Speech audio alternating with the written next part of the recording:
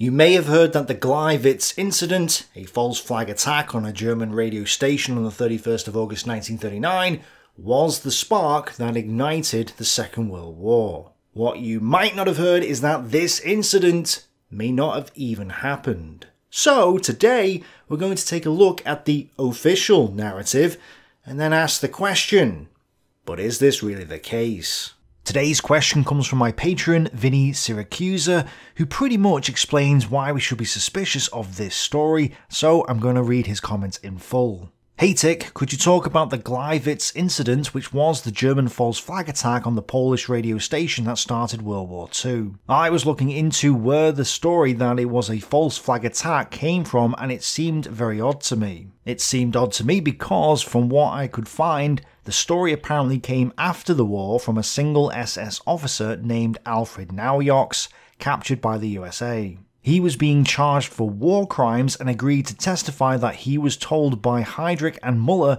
to plan and carry out the attack. Then, after he testified that he planned and led the attack, he then escaped imprisonment, was then never tried for his war crimes, and then wrote a book about the event called The Man Who Started the War. He then died a few years after that. How was he not tried at this point after writing the book? What is also weird to me about this is that apparently he had just joined the SS a few months before the war started. For an operation so important, I would think Heydrich and Muller would pick someone with more experience, not a new low-ranking officer to plan and carry out the attack. For something so important it is the event that the war started off, I see little to no research on this event and can find no further proof that the Germans did carry out a false flag attack on the Polish radio station beyond this one SS man being tried for war crimes testimony. I want to make clear also, I am not saying that the Germans did not attack the Polish radio station in a false flag attack.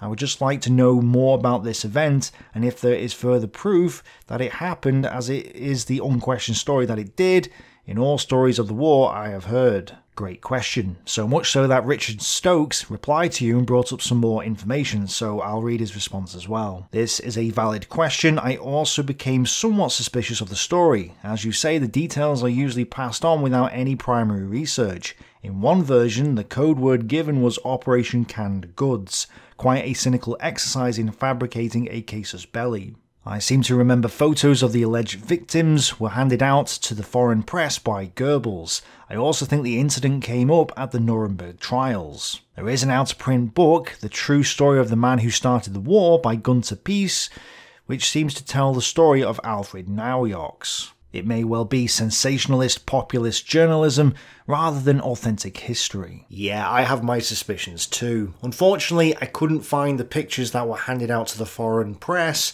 and Goebbels' diary entries for this period were lost.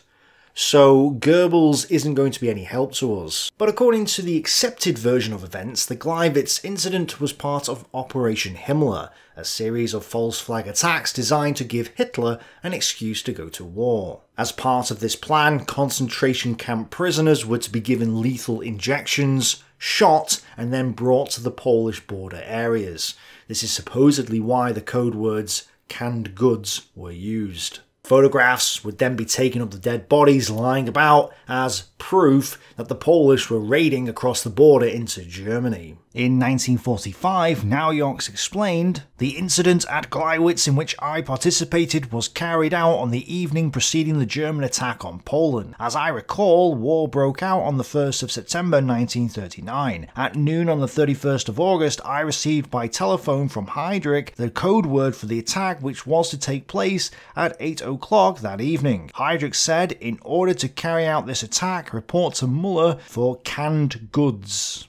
And Hitler's speech on the 1st of September 1939 does mention these incidents, although doesn't say they were false flag attacks. These proposals for mediation have failed because in the meanwhile there, first of all, came as an answer the sudden Polish general mobilization, followed by more Polish atrocities. These were again repeated last night. Recently, in one night, there were as many as 21 frontier incidents. Last night there were 14, of which 3 were quite serious. I have therefore resolved to speak to Poland in the same language that Poland for months past has used towards us. This attitude on the part of the Reich will not change. But here's the thing to note. The Gleiwitz incident was part of a wider operation that took place throughout the August of 1939, and according to Hitler's speech that we've just read out, he doesn't specifically say that the Gleiwitz incident was the one and only incident that caused him to go to war. Instead, in the full speech, which I'm not going to read because it would take too long,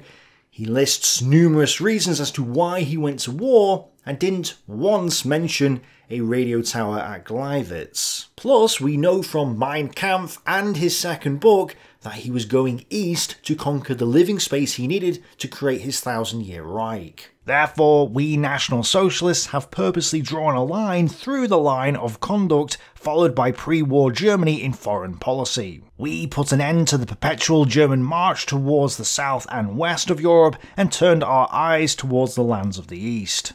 So regardless whether the Gleiwitz incident or the other local border actions did or didn't happen, Hitler was going east.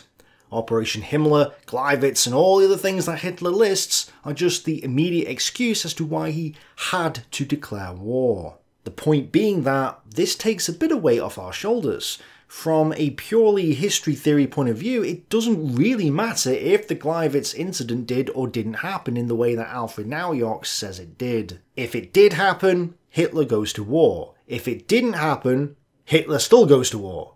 Nothing changes. But of course we want to be as accurate as possible, and so now we turn to the accounts of Alfred Naujoks to hear from our primary source of information on this particular event. Naujoks was first captured by the American 102nd Cavalry Reconnaissance Group on the 19th of October 1944. He was interrogated by them several times and then given to the British for further interrogation later that year and in 1945. According to the account he gave them, Naujoks joined the SS on August 1st, 1931. He worked in various roles, including as a clerk, working closely with Reinhard Heydrich. He participated in several spy, kidnapping and assassination operations between then and the start of the war. Some of these were botched, others were successful, and in at least one case, he killed a man. Naujoks rose through the ranks and became a Hauptsturmführer in 1937 and a Sturmbannführer in 1938. So, going back to the original question by Vinny, Naujoks didn't join the SS just a few months before the Gleiwitz incident. Adrian Veal points out that Naujoks was a blunderer who, like many of the men under Heydrich, was an amateur at intelligence work. But even still, he was an experienced member of the SS by this point. Because the British report is the closest account to the event, it's probably the one that we can trust the most. That's not to say that it's entirely correct or that the later accounts don't have any merit to them, but it does reveal some very interesting information. On the 10th of August 1939, Naujoks was summoned into Heydrich's presence and told that, as the Führer was determined to attack Poland within a month, it would be necessary to stage some frontier incidents which would lead the world to believe that the first aggressive move had been made by the Poles and not by the Germans. For this purpose, it was proposed to take selected life-term prisoners from the concentration camps, kill them by means of hypodermic injections, dress them in Polish army uniforms, and, having riddled the bodies with bullets, place them in carefully chosen positions in German frontier villages of Upper Silesia, so that it would appear to the casual observer that small parties of Polish troops had been carrying out abortive raids on Reich territory. This plan was immediately put into effect, and Naujoks states that the bodies were forwarded to the villages where they were required in packing cases labelled preserves. Some of the victims arrived at their destinations only half dead, having been given inadequate injections, and these had to be put out of their misery before they could be used. The part played by Naujoks in the affair was as follows. In order to lend colour to the frontier incidents, Heydrich and his friends decided to publish a story to the effect that the Gleiwitz broadcasting station had been attacked by Polish insurgents, and he, Naujoks, was accordingly sent to that town with 5 or 6 men to make the necessary arrangements. On his arrival there, he arranged for a Polish-speaking German to take possession of the microphone by force and to begin broadcasting an appeal to his countrymen, urging them to rise against the Germans. The broadcast was then abruptly broken off, shots were fired in the studio, and finally a corpse, with which Naujoks had previously been provided, was left lying on the floor close to the microphone, riddled with bullets. Naujoks had to remain for more than a fortnight in Gleiwitz before he was ordered back to Berlin, and when he did eventually leave and passed all the German troops and army equipment en route for the Polish frontier, he realised for the first time it was now merely a matter of days before war broke out. In this way, Germany prepared for her unprovoked attack on the Polish people, and Naujoks says that when Hitler made his radio speech on 1st of September 1939, in which he expressed his anger at the Polish frontier outrages and assured his listeners that such insults could only be answered by the sword, he, Naujoks, began for the first time to lose faith in the Führer. He maintains that Hitler himself must have planned the frontier incident scheme and given orders for the murder of prisoners from the concentration camps, since no other Nazi leader would have dared to take such a step on his own initiative. He points out, however, that even the Führer himself could not have carried out such a dastardly plan without the assistance of utterly unscrupulous men such as Heinrich and Gruppenleiter Müller, who rivaled the former for his cruelty and callousness.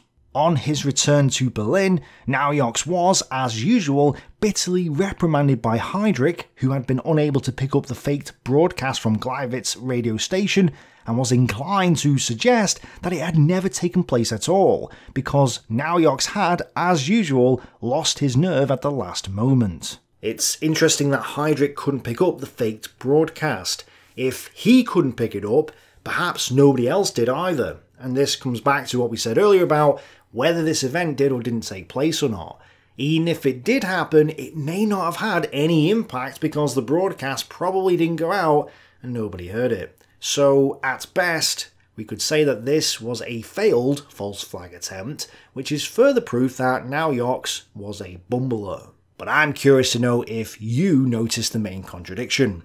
Write in the comments below if you did. It's very subtle, but it's there. And shout out to Adrian Veal and his book, The SS, A New History, because if he hadn't pointed it out, I probably would have missed the main contradiction as well. As a note to this incident, Wieler writes, most accounts, e.g. Hühner, the Order of the Death's Head, suggest that the attack at Gleiwitz took place at the end of August, and that it was a more or less unique attempt to give Hitler a casus belli. But in his interrogation in late 1944, Naujoks clearly indicated that this was one of several attacks and that it took place in mid-August at the latest. Yes, let's look at this interrogation again. Naujoks had to remain for more than a fortnight in Gleiwitz before he was ordered back to Berlin. So after the incident, Naujoks is in Gleiwitz for at least 2 weeks. Then, when he did eventually leave and passed all the German troops and army equipment en route for the Polish frontier, he realised for the first time that it was now merely a matter of days before war broke out. So the war hadn't started yet.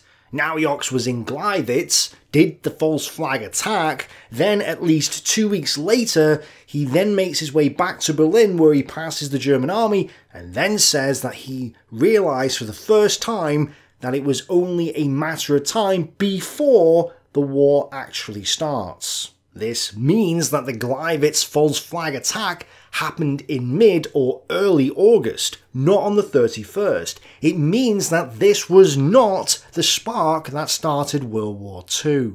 But later in 1945, Naujoks says it did happen on the 31st of August, and it was this account of the incident that was used at the Nuremberg trials. The incident at Gleiwitz in which I participated was carried out on the evening preceding the German attack on Poland. As I recall, war broke out on the 1st of September 1939. At noon on the 31st of August, I received by telephone from Heinrich the code word for the attack, which was to take place at 8 o'clock that evening. Heinrich said in order to carry out this attack, report to Müller for canned goods. Earlier he says this: I went to Gleiwitz and waited there a fortnight. Then I requested permission of Heinrich to return to Berlin, but was told to stay in Gleiwitz. Between the 25th and 31st of August, I went to see Heinrich Müller, head of the Gestapo. In my presence, Müller discussed with a man named Melhorn plans for another border incident in which it should be made to appear that Polish soldiers were attacking German troops. So our primary witness and source of information for this particular incident either doesn't know when it actually happened, or knows it happened in mid-August but later changed his story to say it happened on the eve of war. The implication is that by changing the date to the 31st, he could claim he was the man who started the war.